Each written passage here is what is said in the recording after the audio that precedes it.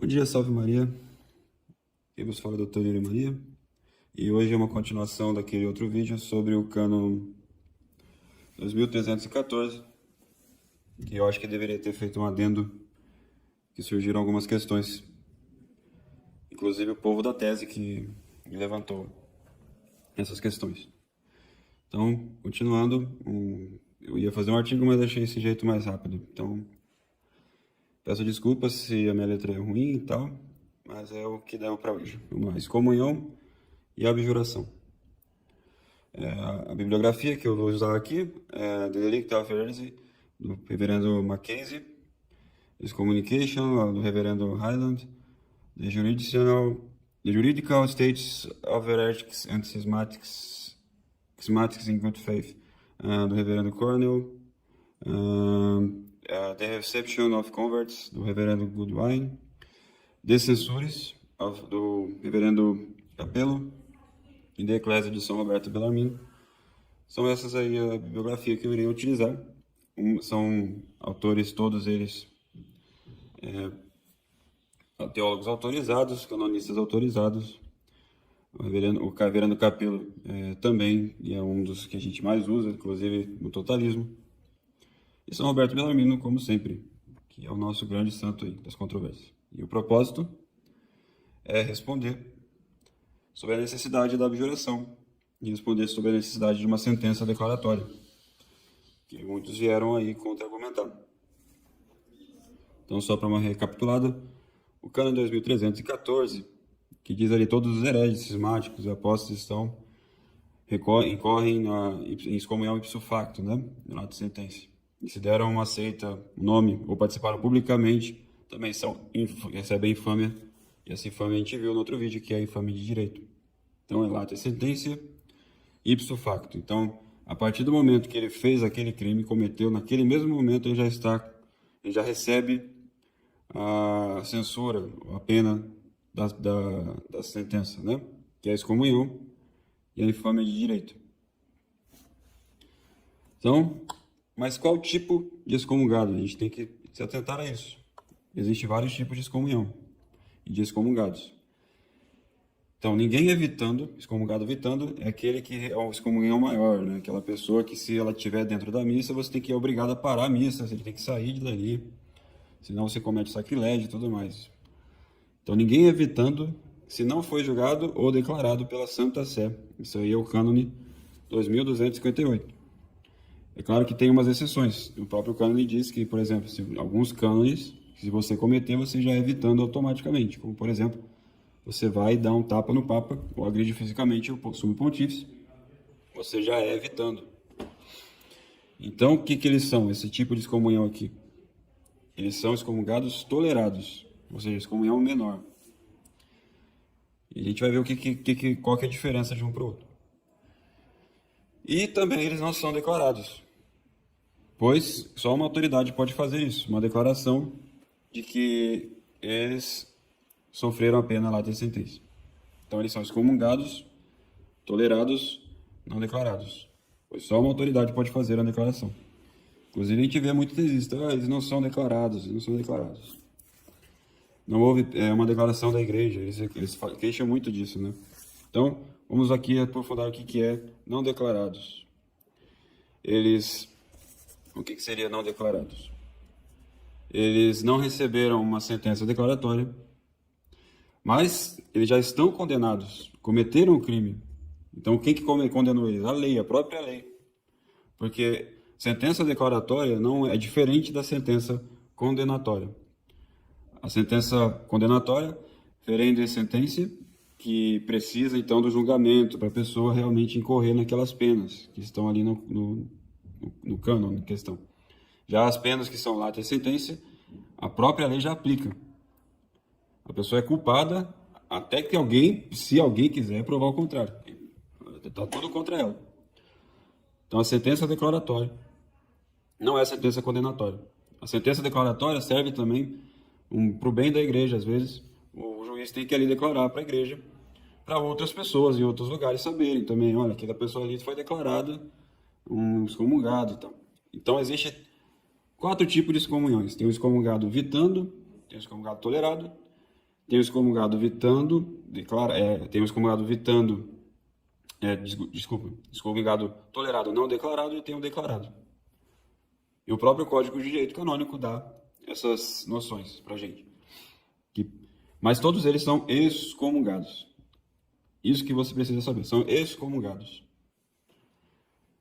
O cânone 2232. Esse cânone aqui é interessante porque ele foi usado até pela Fraternidade de São Pio X para tentar refutar o sede-vacatismo, que lá diz, antes da sentença declaratória, estão desculpados de observar a pena, se tem risco de infâmia, e ninguém pode exigir que observe no foro externo, a não ser que seja um crime notório. Então, como eles falaram, eles não foram declarados, então eles não precisam observar as penas que estão impostas. Ou seja, qual que é a pena? A pena é a excomunhão e a infâmia de direito. Então, eles não precisam fazer também a objuração nem nada disso. Mas veja bem, aqui que tem uma... E o que é foro interno e externo? Ou seja, o foro externo é o que a igreja julga. O foro interno é a consciência da pessoa. Foro interno, só quem julga é Deus, a própria pessoa, e na hora da confissão, né? Então, esses aí o foro interno. A igreja se mantém no foro externo. Uma vez que você fez um crime no foro externo, o foro interno também se cometeu. Ali, a própria lei. Eles cometeram um crime. A pessoa tem consciência que cometeu um crime. Ou não é um crime você ir para uma seita católica. Uma seita anglicana, por exemplo. Ou uma seita da cismática brasileira. Se não é crime isso daí. Isso aí foi um crime, a pessoa tem consciência disso. No foro interno dela já está aí. Pelo foro externo também. Aí é que tá. A questão aqui é que ela se tem risco de infâmia. Uma vez que a pessoa já foi para aquela seita publicamente, ela já está com infâmia. Ou alguém aí vai falar que ela não está com infâmia. Ela não está infamada.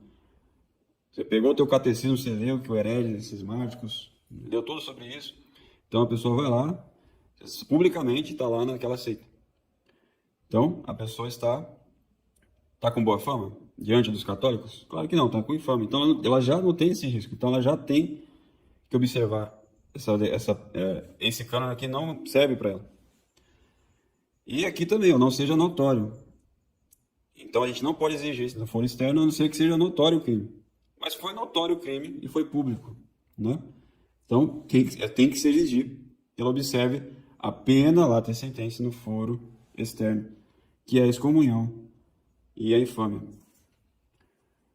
A infâmia é de direito, tem a infâmia de fato e de direito, que a gente vai ver depois. Então o delito pode ser público, quando ele é público, quando ele é fácil de se provar, fácil de você querer divulgar, conhecido por uma comunidade. Tem um delito que é notório de lei, ou seja, aquele que realmente foi sentenciado, declarado pela igreja, por um juiz. Tem aquele que é notório de fato. Esse daí é publicamente conhecido e impossível de se ocultar. Impossível de se ocultar. Tem muitas provas, tem tudo, é muito difícil, é impossível de falar que ele não cometeu aquele crime publicamente. E o oculto pode ser material, quando o crime é oculto, ou seja, só a pessoa sabe, né? Ou só a pessoa e mais 2, 3 sabem. E essas pessoas estão lá no outro país, então é materialmente oculto. E formal é que as provas dele são ocultas, ou seja, a pessoa não tem como a gente falar desse crime porque as provas dele estão ocultadas. Isso na realidade.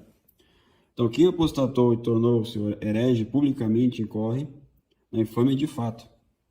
Isso aqui já está, inclusive, em toda essa bibliografia aqui, você vai ver isso daí. A pessoa foi lá, apostatou e tornou-se herege publicamente, ela já tem a infâmia de fato. Ela já está com infâmia. Não é a infâmia de lei. Isso aqui é a infâmia de lei que é imposta pela lei, pelo cânone 2314. É uma censura. Ela tem já infâmia de fato. Ela já está infame, é óbvio, né? Uma coisa óbvia, claro, qualquer pessoa que vai para uma seita, a católica, publicamente, e filma, tira foto e faz tudo lá, ela vai ficar com boa fama. É uma coisa tão óbvia que eu fico impressionado. Que é uma pessoa, as pessoas ainda acham que essa pessoa, como é que essa pessoa ainda tem a fama dela, como essa pessoa não se interessa pela fama dela diante dos católicos. Então vamos agora para ver se a censura prende o culpado. Então, lá no capítulo número 44, como a censura prende o culpado? As censuras são essas aqui: excomunhão e infâmia de direito. E todas as bibliografias também você vai encontrar a mesma coisa. Então, prende no foro interno e externo a censura. E nem sempre deve observar o infrator no foro externo. Ou seja, se você cometeu isso, só você sabe isso, você não precisa observar a excomunhão nem a infâmia de lei. Porque isso daí, se ninguém sabe, é claro, se ninguém sabe, aí você corre o risco de você ganhar uma infâmia das pessoas, né? E pro bem da igreja, pro bem dos fiéis, é melhor que ninguém saiba. Entendeu? Exceto, aqui o Capelo fala muito bem, exceto quando, o Capelo até cita esse cano que foi usado pela fraternidade, exceto quando tem uma sentença declaratória. Essas são as questões. Quando tem exceção? Quando tem uma sentença declaratória, a pessoa é obrigada a observar no foro externo. Outro caso, quando for uma infração notória.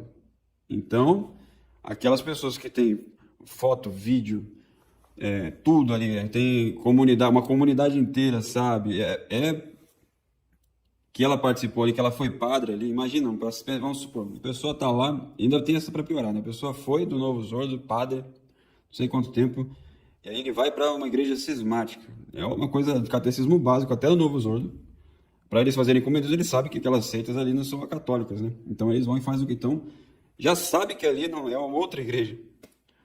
E eles vão para essa outra igreja, se aderem a ela publicamente, foto, vídeo. Impressionante. Então essa infração deles foi notória. E quando pela infração já há infâmia. Então foi público também. Então já há infâmia, de fato, a pessoa já está infame. Se tem ali, muito fácil provar que a pessoa foi daquela seita ali.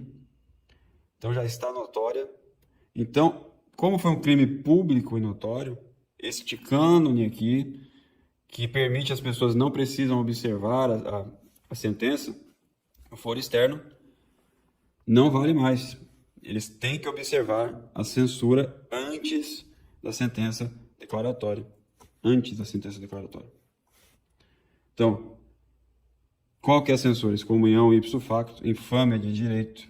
E de fato, se eles deram publicamente, ali fizeram publicamente algo nessa seita, necessidade de livrar do foro externo essa censura com a abjuração formal. Isso é necessário. Não precisamos da sentença declaratória para hereges públicos e notórios, hereges cismáticos e apóstatas. Não precisamos. Continuando. Cânone 2200. Quando quebrada a lei, a presunção do foro externo. Cânone 2242. Primeiros. Só incorre em censura se o delito foi grave um delito, não foi? Ir para uma seita católica. Foi externo? Foi externo. Foi consumado? Foi consumado. E quanto mais. Ou, aí que tem um detalhe, ou quem a ignore. Quem ignore. Para incorrer, agora que ele vai falar agora exclusivamente da censura lata e sentença, que é uma censura mais dura da lei, do Código de Direito Canônico, que a pessoa comete, basta ter quebrado a lei ou preceito, anexo à pena, lata e sentença. Então, a pessoa é batizado validamente. Estamos falando aqui de uma pessoa que foi batizada validamente. É um adulto, tem mais de 14 anos. Saiu, porque quem tem menos de 14 anos não incorre censuras. E até mais, quem tem até os 7 anos tem a idade da razão. Vocês estão lá na igreja cismática, na igreja, sei lá, dos protestantes, foram batizados validamente. Essas crianças até os 7 anos, elas são membros vivos do corpo de Cristo. Até os 7 anos. Saiu da Santa Igreja Católica, ou nasceu na seita, participou dela publicamente ou com notoriedade, essas pessoas são excomungados, tolerados, não declarados, obrigados a observar as censuras do cânone 2314. Isso canonicamente. Porque moralmente eles também são hereges, cismáticos e apóstatas. Públicos. Não faz abjuração formal, então a pessoa chega aqui no sede de vacantismo e não fez a abjuração formal. Essa pessoa aqui, né? Ainda é considerado excomungado e infame. E todas as consequências disso. Cânone 2260. O excomungado não pode receber sacramentos. E depois da sentença declaratória ou condenatória, então aqui ele está falando, ó, o excomungado não declarado não pode receber sacramentos.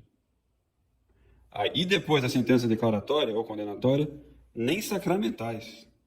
Então, se você sofreu ainda a sentença declaratória, você nem vai poder receber os sacramentais da igreja. Ah, mas ele recebeu o sacramento, é ilícito, é um pecado. E, para piorar também, a confissão que ele fez, a confissão que ele, essa pessoa aqui que não fez a abjuração, foi lá no padre e fez uma confissão, ela é inválida. Inválida. Porque falta a disposição. A disposição para quê? Para realmente fazer o que a igreja pede quando você vem de uma seita dessa. Ou você é um batizado e recai. Alguém que era da igreja e foi para esse cismático. Você apostatou. Né? Falta de disposição. Qual a disposição? De querer se corrigir, de querer recuperar sua fama diante dos católicos. Cânone 2265. Todo excomungado não pode receber as ordens. Tem um cânone exclusivo para isso, olha que maravilha. E aqui é todos excomungados, tá? Não só os declarados, não declarados, é todos.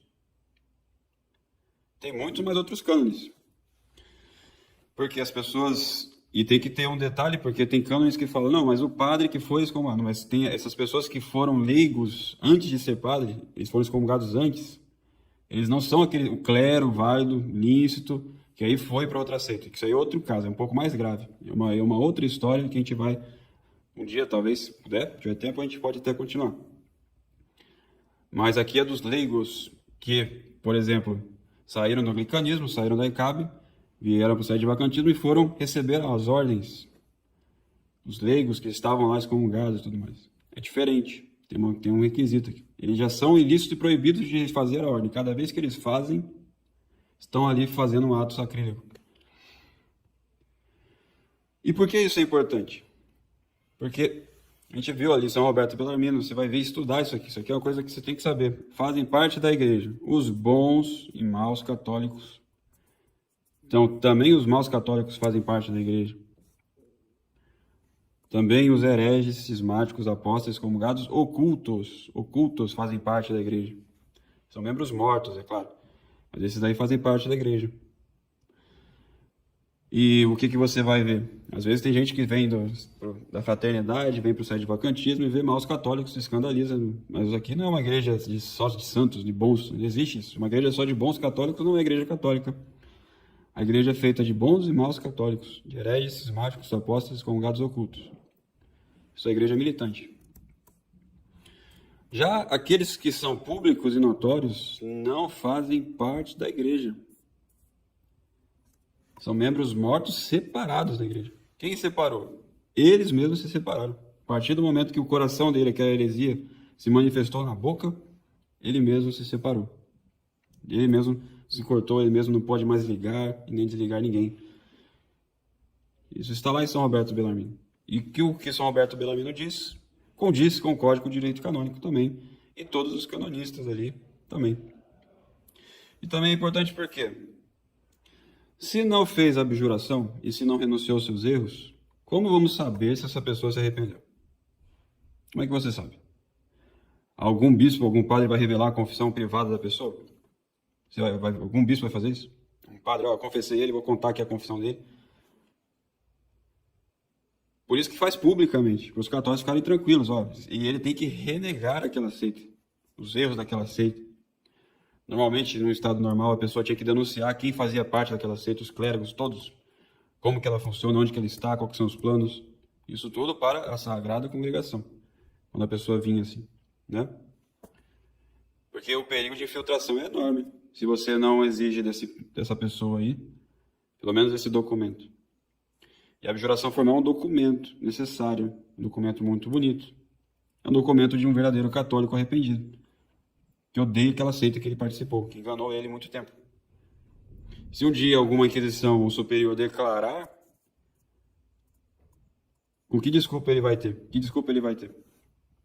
Né? Ele ainda está com a pena lá. Vai sofrer, porque não tem esse documento. É público. Porque todo clero tradicional também exige a abjuração dos fiéis. Lá em Santa Gertrudes, todo mundo exige abjuração. Como assim não é preciso abjuração? Essa é uma coisa nova no sede-vacantismo.